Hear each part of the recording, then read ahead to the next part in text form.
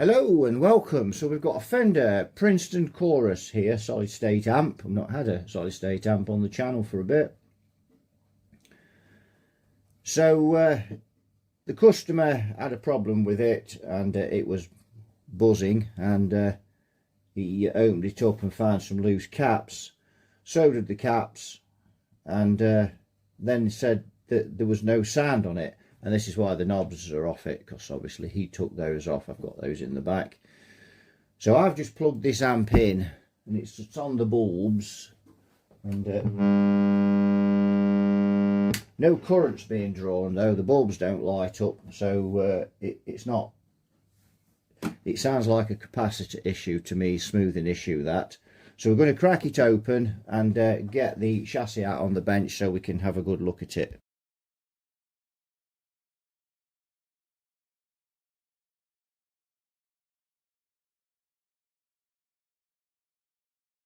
Right, we've got the chassis out on the bench, and if you notice the change in my voice since the first clip is because I've been ill for a few days and not been able to get back on this until today,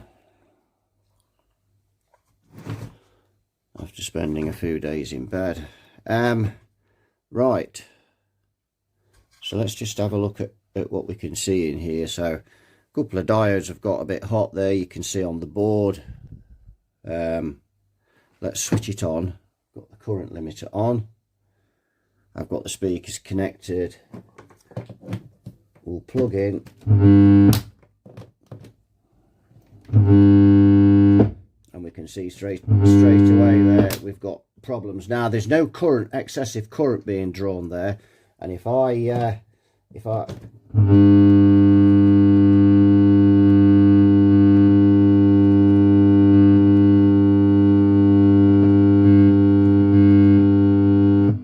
there we go.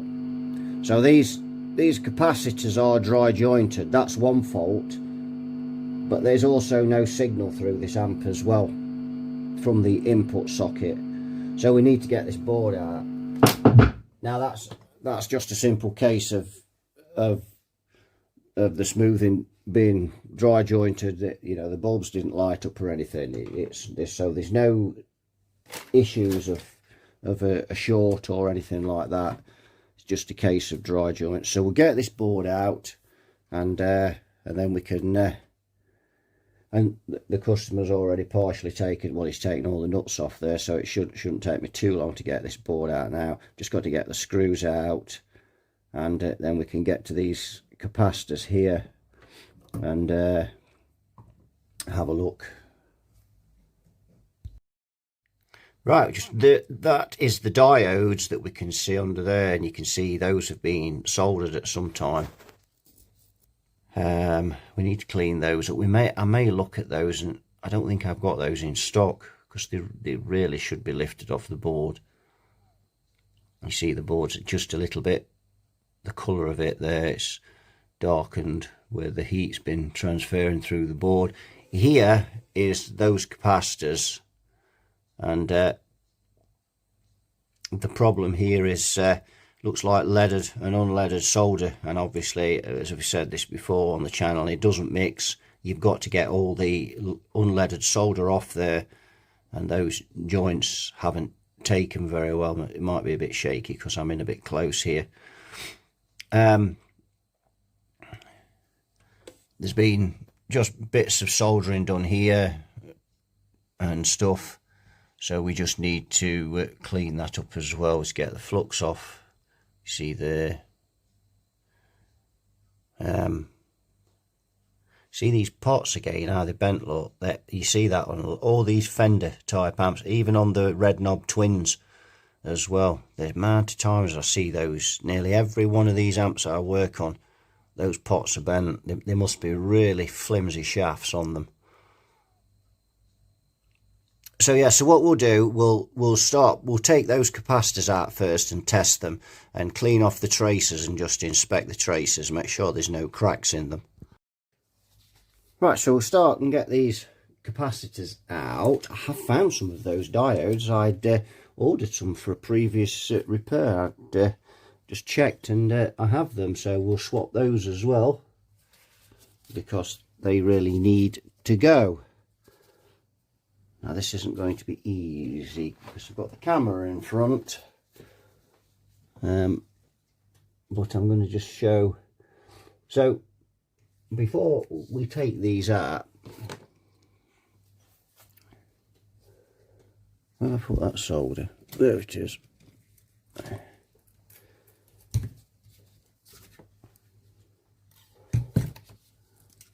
Just go into manual focus. There we go.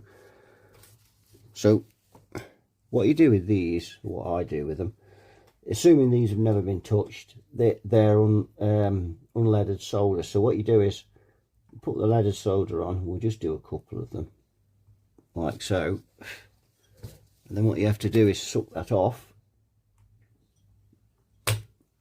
and until you've got all of it off, and then when you've done that, you can then solder them back up with leaded solder. You don't get it all off, then if you don't get all the unleaded solder off, it's very difficult to get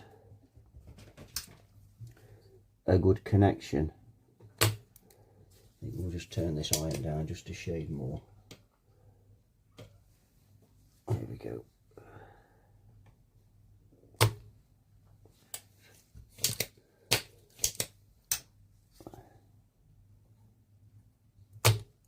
So now what I do with that is I'd probably just go over them again and then suck it off again. So just again, and try not to be on the traces too long with the iron. And then you can see it's each time you suck it off, it gets cleaner.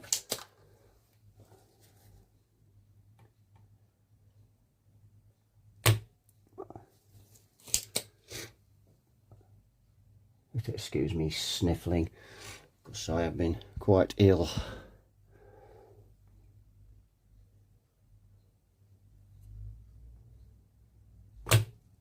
There we go. Now we're going to try and get that out now, but that's really what you want to be doing. It's that's how I do them. And a lot of techs you see taking these out, you know, when they're just doing dry joints, a lot of techs don't get the solder off first, but you really should get that off. Right, that's okay. So we just need to look at these as well. We've got that one off there. I don't know, I've gone back onto manual focus, onto auto focus. 4,700 at 35 volts. Keep that under there. And now we need to test this really. It's taking him a minute or two, but 4,242 at no ESR, so I think we can say he's good. So we're looking at these tracers now, and if you remember earlier when I was moving that capacitor, it was cutting in and out. I think there's a crack on the trace there, just there.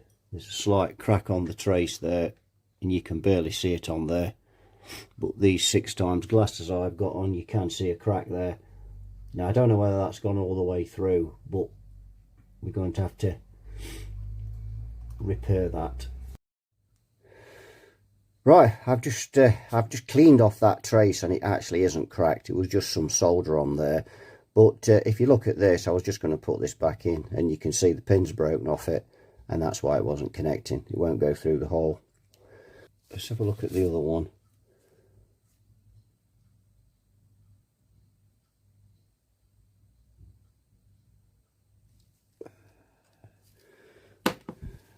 And I was just about to put that in, and I thought, I don't seem to want to locate. And then I realised that you kind of wait for these to snap in, don't you? But when I realised it wasn't going to snap in, then, and I seem to think this one's the same as well. These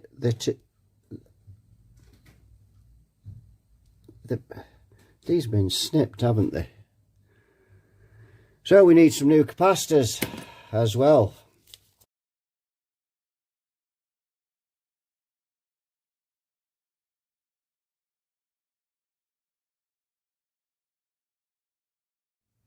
Right, we've got the capacitors in, the new ones, and if we look, these are the new ones. If we just, and you can see the pins on there, and if there's the old one, see them snapped off there. Just get that silicone off, but you can see, and that's why we couldn't get a connection on there, because that had been snapped off. And these were also snapped off as well. You can see, if you turn them sideways, you can see. So that's why we weren't getting a connection on those, proper connection.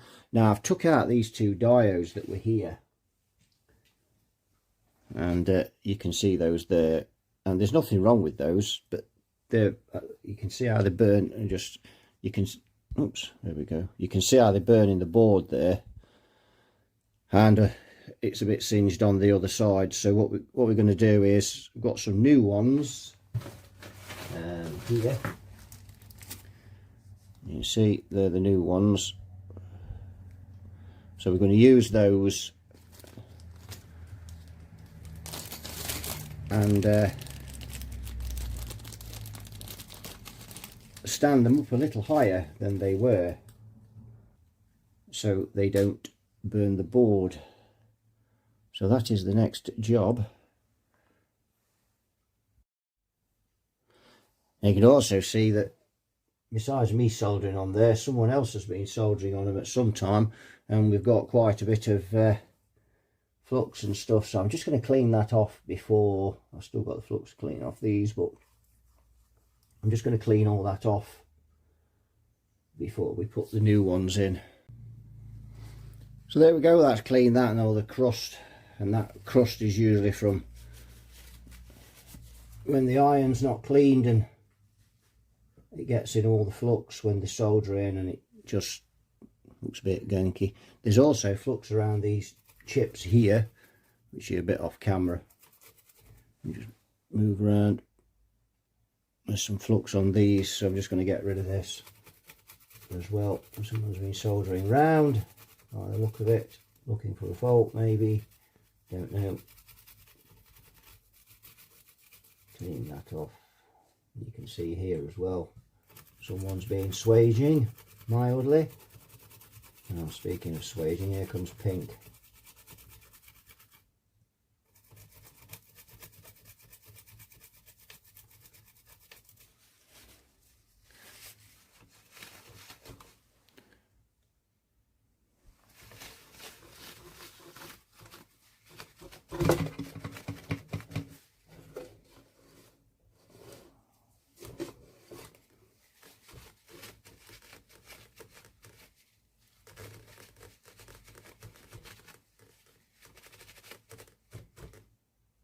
Yeah, well, that looks a bit better. Oops, just move the camera around. Right, I'll finish cleaning this board. There's some stuff to clean just on the edge of it, some stuff there as well. So, and we'll get that sorted, and then we'll get these diodes in. And we're ready to fire up. Right, so we've got this thing back together. We've done all the work on it. So the caps are in now, nice and solid. We've raised the diodes off the board, new diodes in there, and they're now raised off the board. They were before, but just not quite high enough. So that should protect the board. I've run it up, and we've got a signal going through it. So all seems fine. So I just had another look through the board, and I've been right through it, checked any dry joints that I've found, just really gone through it with the 6x glasses on it, and spent about 20 minutes just combing it. And yeah, it's hopefully it's going to be looking good. So we're going to get it back in the cabinet now, and then we can have a blast on it.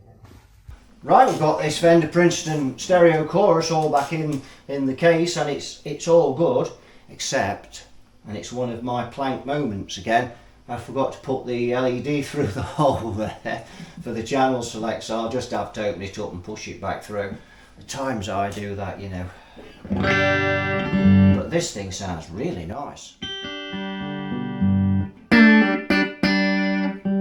Sounds even better when the guitar's in tune.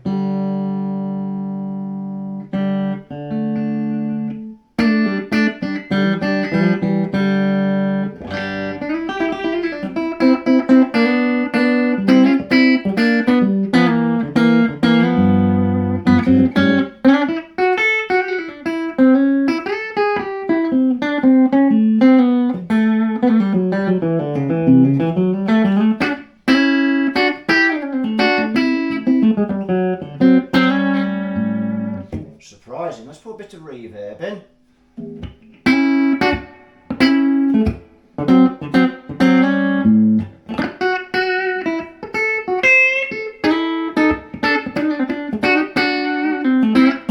That sounds great, doesn't it? It just sounds, that does.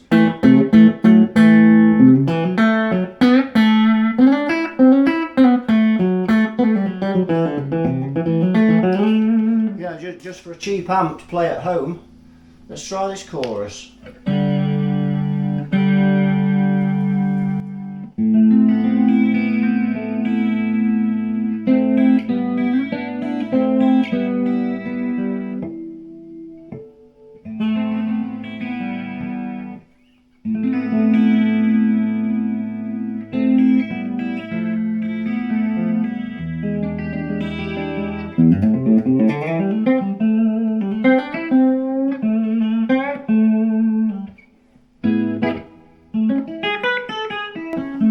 Try this reverb, just get a little bit noisy when you start to turn it up, but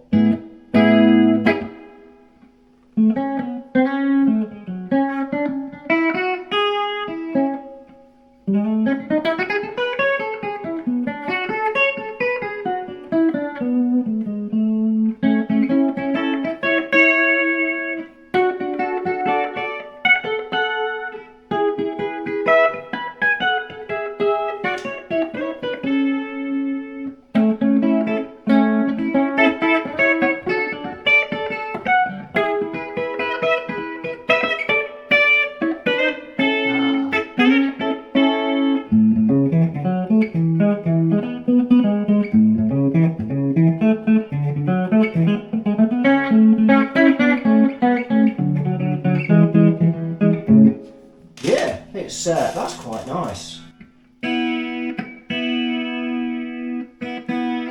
Let's try the overdrive channel. A little bit stiff this pot, mind you, on the overdrive, but yeah, it'll probably work loose. So channel select. It's a very gainy channel, so let's give it full tilt, madam, on the gain.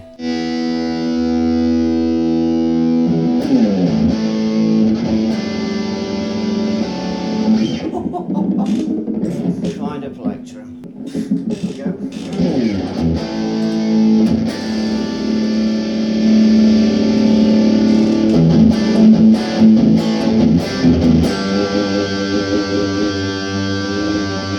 I've got a limiter on here.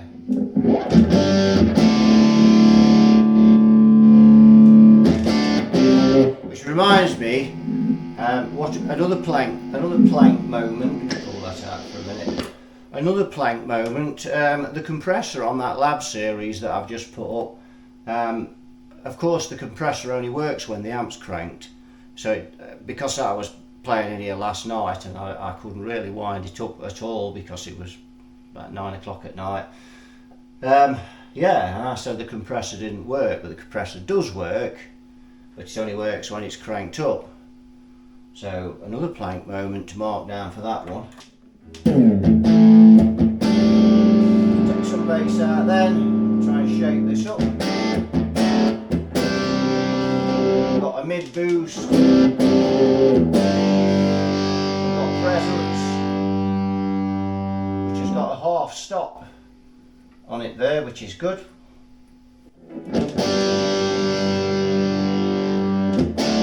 Just sound a little bit boxy with the on the overdrive channel, and yeah, start winding the gain. Yeah.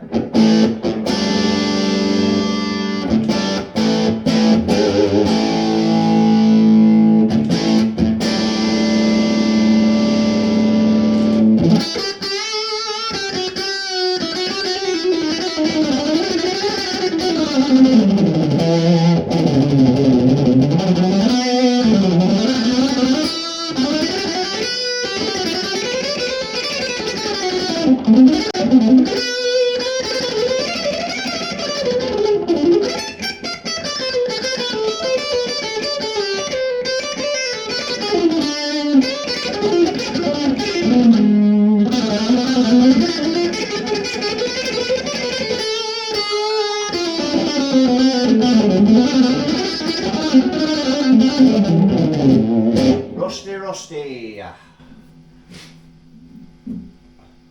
But yes, that a little bit fizzy, the distortion, isn't it? It's not great, but then it's a solid state amp. Get some of that presence off.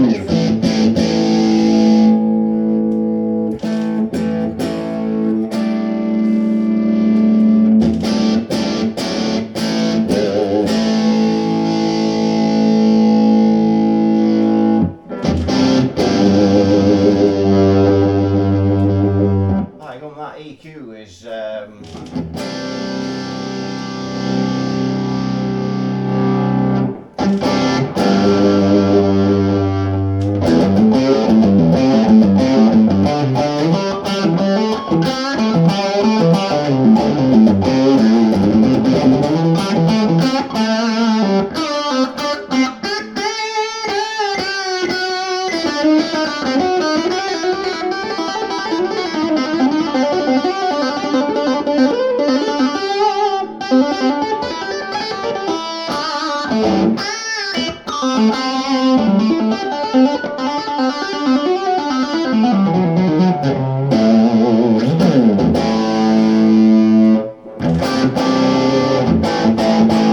better now. I've took some treble out.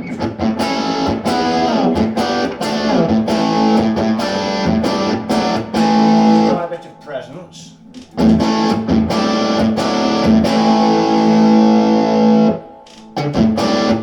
Well, that's a bit better.